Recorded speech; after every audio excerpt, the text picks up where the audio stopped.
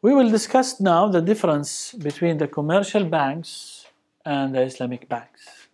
Lots of people say that it's all the same. Islamic banks, what's the difference? They are taking percentage and the commercial banks are taking percentage. So what are the differences actually between the commercial banks and the Islamic banks? Allah Azza wa Jal said in the Quran, ذلك بأنهم قالوا إنما البيع مثل الربا وأحل الله البيع وحرم الربا. That is because they say trade is no different than interest, but Allah has permitted trading and forbidden interest. As if it's like these people who are saying commercial banks are not different than the Islamic banks or the Islamic transactions, as if they are saying trading is like interest. So that's unacceptable to say that the Islamic banking is similar like the commercial banking. And this was a response for people who said that trade is like interest. So that verse was revealed for people who said at the time of the Prophet ﷺ, they said to the companions that trade is like interest.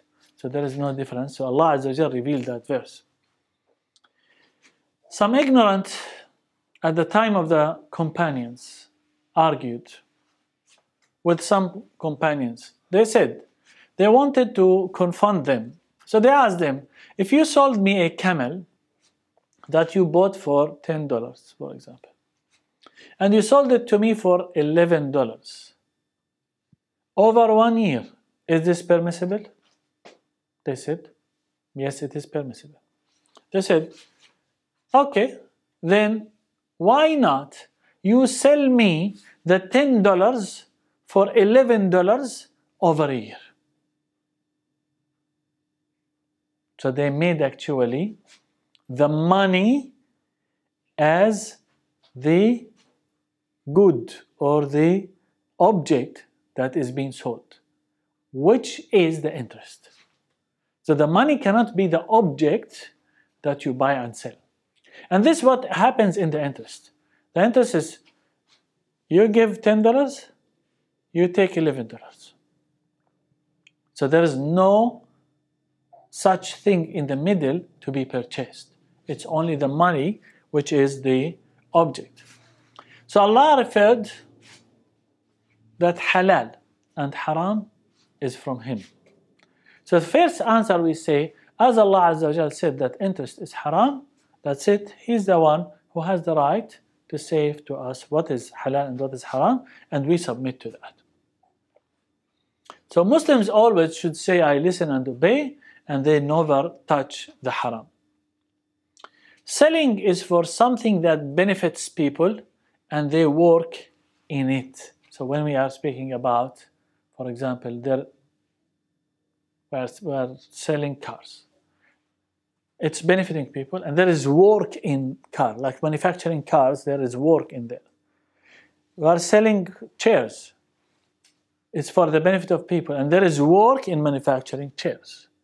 So when it comes to money, it is for benefiting people, but there is no work in it. Nobody is going to start manufacturing money. The money is the money and it's not going to change. So this is one of the key things. Why the interest and how to identify the interest from the non-interest.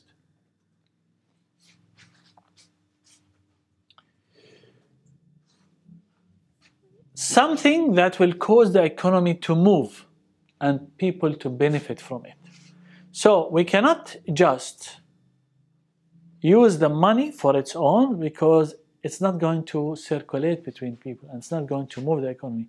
If I am, for example, buying a chair by installments, then I'm going to move the economy because the economy is going to depend on the manufacturing of the chairs.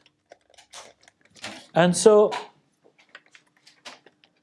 people are going to benefit from that because people are going to work in that company and the economy is going to move and people will earn money and then will spend. So the whole economy of the country is going to move. Whereas when you are just giving money and returning back money, there is no movement within the community for that money. It's just that person who took the money and retained the money with interest.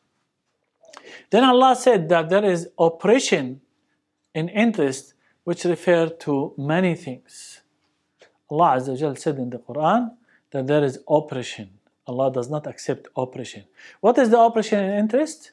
They are different. On individual basis, the one who is going to be paying the interest is being oppressed.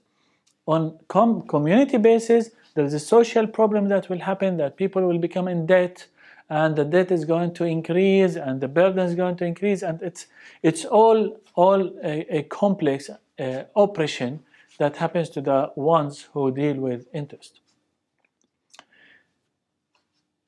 The bank will give you money for a certain period with certain interest, and he will say to you, so this is the amount for a certain period of time, this is the amount of interest that you are going to pay. Whereas the Islamic bank, there is always something in the middle. The Islamic bank should not give you dollars in hand. No Islamic bank around the world will give you money in hand, because it becomes like interest. The Islamic bank or the Islamic finance should give you something, sell you something. So that thing that the bank will sell you is a car, a house, anything that you want to buy from the bank. And that's a huge difference between the banks, the commercial banks, and the Islamic banks or the Islamic finance. That there is something in the middle that's being sold to the customer, and the customer was not given cash. As soon as the customer is given cash, that's interest. That's unacceptable. In, for example, the Muslim world, there is what they call qard hasan, but it's just limited, where people go to the Islamic banks and borrow money.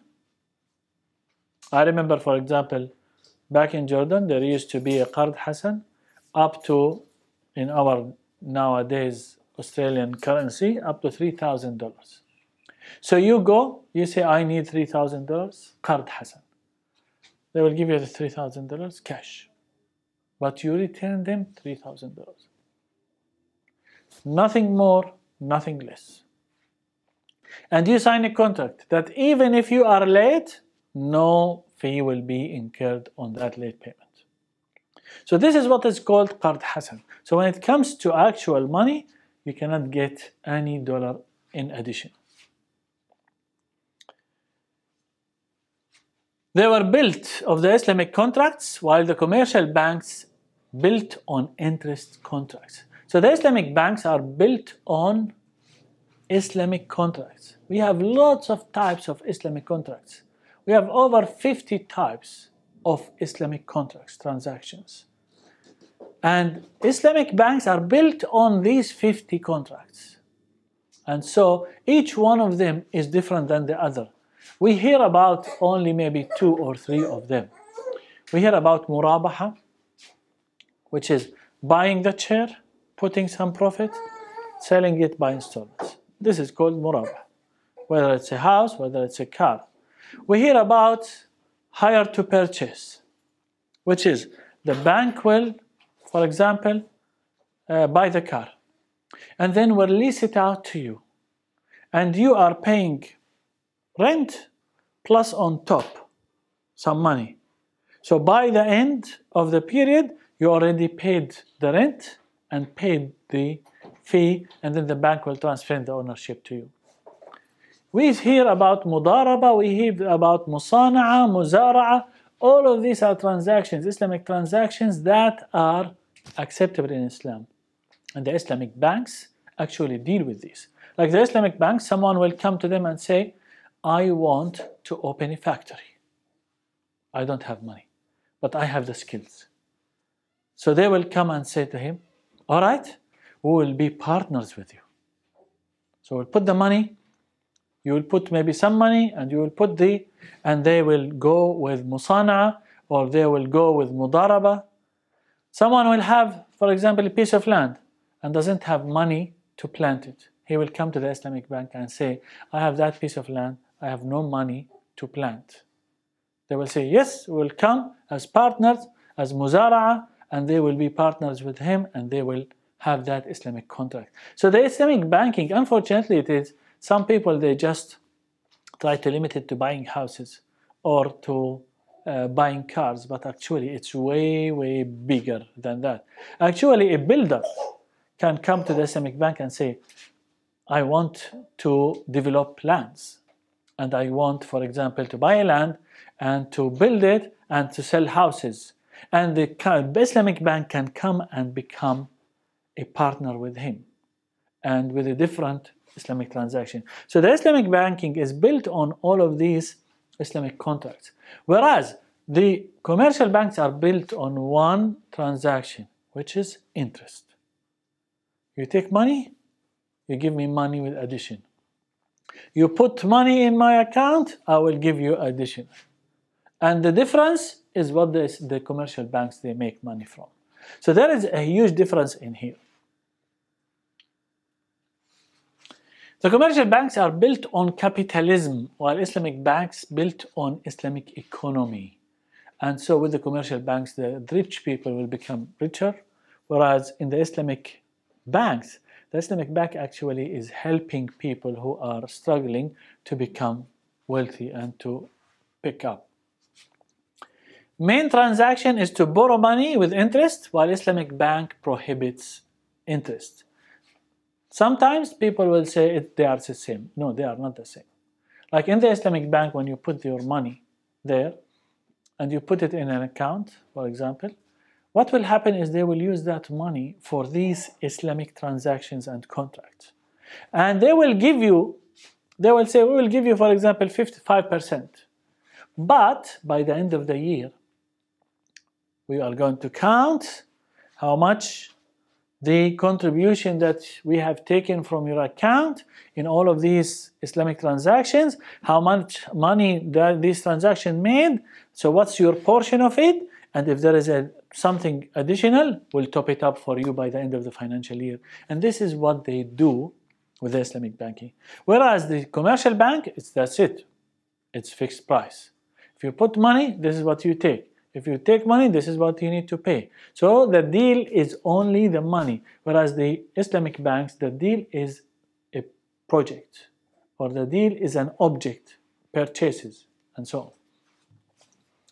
When taking money, put in saving account, which is a loan without interest to the bank. Actually, the saving account is a loan to the bank, but a loan without interest.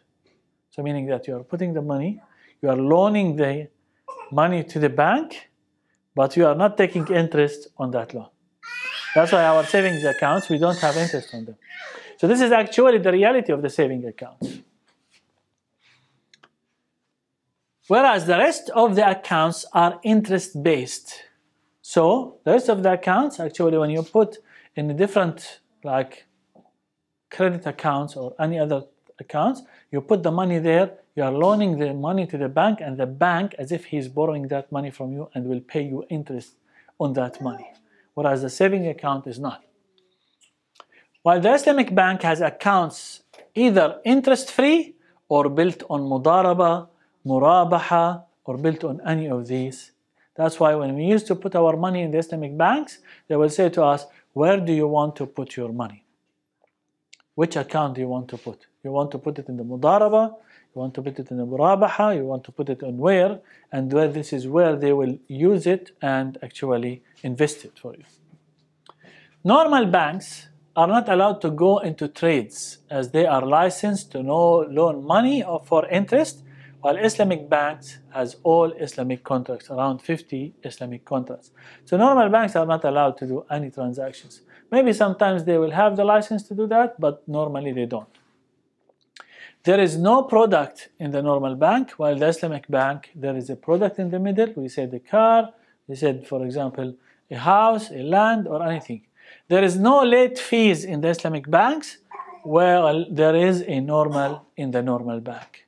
And these are the key differences if you want to come And someone will say, oh, this is an Islamic finance. Okay, show me. There are criteria to be acceptable. Is there late fees? Oh, yes, there are late fees. Why do you take late fees? The late fees, oh, we take them, and this is from the Islamic finance in Australia. We take them, and when then we donate them. Because if we don't take late fees, then people are not going to pay on time. That's not acceptable in Islam. There should be no late fees. It should be flat, the same amount that was agreed upon being paid, and no late fees at all. But if they did like fixed late fees, would that be allowed? If they said that if you are late and we had to call you, after 3 months we will incur $50 on you because there is an employee that is going to spend some time, then that's fine, as we said. But usually what happens, and even in Australia here, it's a percentage. So the late fees are percentage, and even if they put it as a specific amount, it's a big amount, and it's from the beginning of the day one when you are late, they will incur the late fees. And unfortunately, even they say that the interest is changeable because of the market, how much is the inflation in the market, and all of these affect actually the interest rate in the country, and they change it by the interest rate change. So these are the differences between the Islamic banks and the commercial banks. Yes? I just have a question regarding the example, with the builder, for example. They have the skills and the bank wants to partner up with them. What if the venture fails and like the bank puts in the money? So there will be, that's why, for example, the Islamic banks, sometimes they lose money in their investments. And that's the type of trade that is halal. Because halal trade is not always making money. Sometimes you will make money, sometimes you will not. And that is a classification of a halal trade. So there is no issue with that they fail. That's fine. There will be a guarantee, for example, for the bank who have put the money, for example, to purchase the land and to put all of this. But if it did not work, then this is the mudaraba. The mudaraba is, for example, I have $100,000. I came to someone and I say, you have that skill. I will put that 100,000. I will start a business. You take half of the profit. I take half of the profit. My contribution is the money. Your contribution is the skills. But where is the problem that arises here? Is if I am putting $100,000 and he is putting his skills, he will work. If we make profit, it will be divided into half. Half for me and half for him. Because he's contributing his skills, I'm contributing my money. If we lose, I will lose. And that's a mudaraba.